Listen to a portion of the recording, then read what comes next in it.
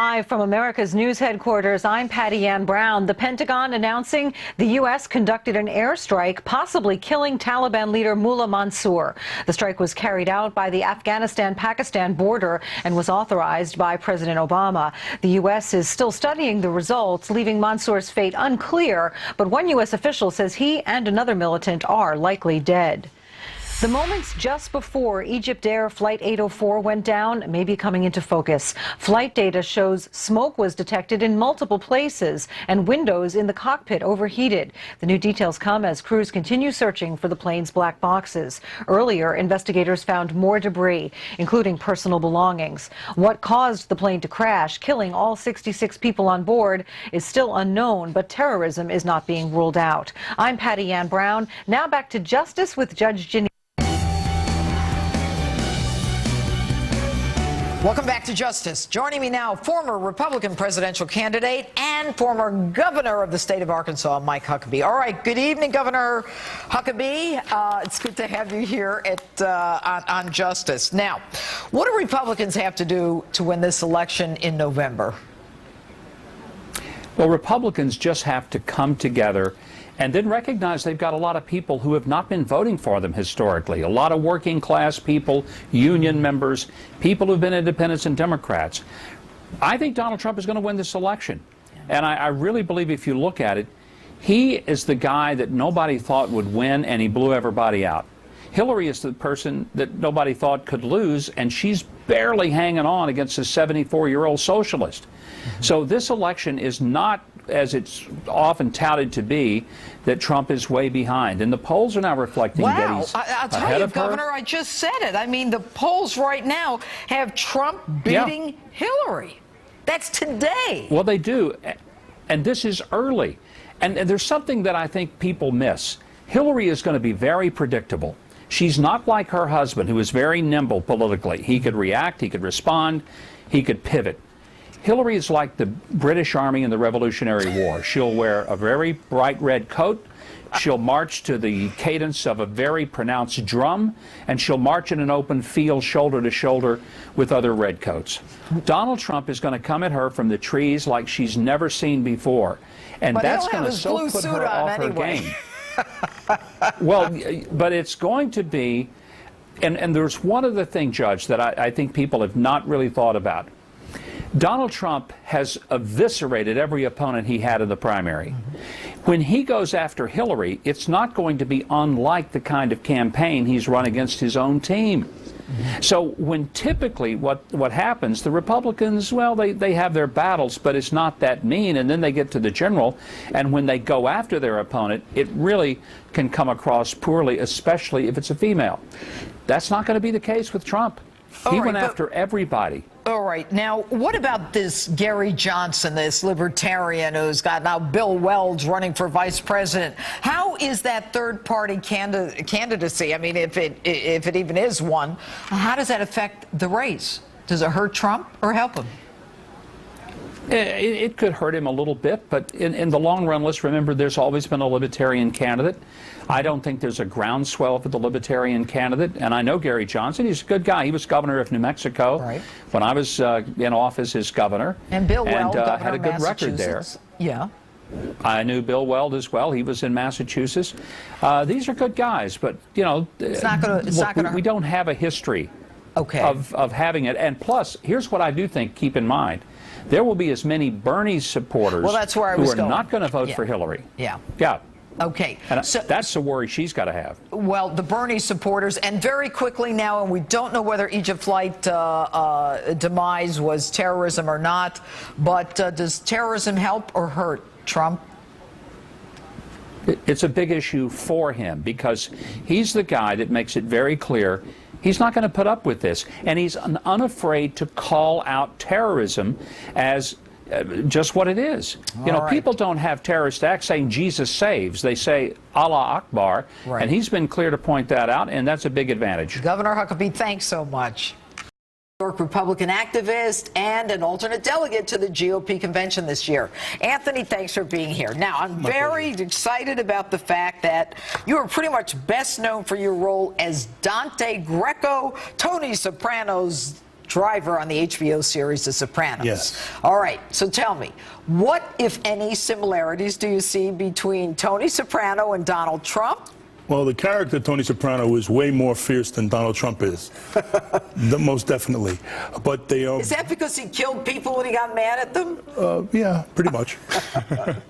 But they both have courage of their convictions. That's what I like about Donald Trump. And personally, Jimmy was a great guy, and I miss him a lot. Jimmy Gabaldon. Yeah. Well, you know, when you were part of that show, did you feel like, you know, here was a guy who could make decisions, a guy who, you know, didn't really care about what was politically correct? Do you kind of see that similarity? No, he had his own compass. He was what was good for him, what was good for his family, both families. That was it. Both Nothing families. Else. Nothing else. Yeah. All right. And you know, going into the convention, I mean, and going into the election, what do you see as, you know, the single most important issue to Americans from your vantage point? Safety. Safety. And how do you think that plays in terms of this Trump versus Hillary? And you know, we've had 8 years of Hillary and Barack, and it hasn't worked. It just simply hasn't worked. The Middle East is a mess. It's a quagmire. How do we get out of it? I don't know. But we have to do something else. The playbook has to be thrown in the garbage, and we have to do something else. What about, you know, Tony Soprano? Did you ever talk politics to him? No, we always talked music. Like Beatles and stuff like that. We never really talked politics because I don't want to get into politics when you're on the set, because you're just, you know, you're being the character, you're being real, and that muddles the water. I don't want to do that. And do you miss it? Oh yeah. Well, I'm still acting, but I miss the Sopranos part of my life because it was a wonderful, wonderful experience. Thanks for being with us, Tony Soprano's driver. Thank you for having me. Anthony Ribistello, thanks. Trump. Why? It's very simple, because when he speaks, I understand him. He speaks like I speak. He communicates with people very well.